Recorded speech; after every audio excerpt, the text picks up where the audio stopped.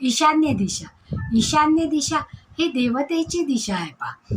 पूर्व आणि उत्तरेच्या मधली अत्यंत शुभ असणारी ही दिशा आहे. आणि तिथला ग्रह हा गुरु आहे. कारण गुरु आपल्याला नेहमी सत्आचार, सत्विचार, सत पद्धतीने वागणं अशा गोष्टी सुचवतो किंवा आपल्याकडून करून घेतो आणि आपल्या आयुष्याची वृद्धी करतो, यश आणि कीर्ती मिळवून देतो. इथला दिक्पाल देवता ही प्रत्यक्ष शिव आहे पहा.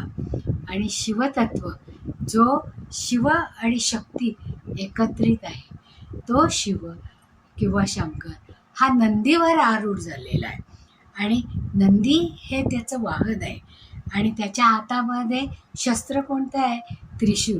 ज्या वेळेस शंकर प्रसन्न असतात त्यावेळेस डमरू वाजवून आपल्याला ते आशीर्वाद देतात. पण ज्या वेळेस ते क्रोधित होतात त्यावेळेस त्रिशूलाचा वापर करून ते असुरांचा नाश करतात आणि वाईट शक्तींवर विजय मिळवतात. मग या जेव्हा ईशान्य दिशेमध्ये दोष असतो त्यावेळेस आपण जर तिथे त्रिशूल स्थापन केलं किंवा तांब्यावर कोरून ते त्रिशूल ईशान्य दिशेमध्ये स्थापन केलं तर ती देवता म्हणजे प्रत्यक्ष शंकराला आपण तिथे स्थापन केल्यासारखं होतं.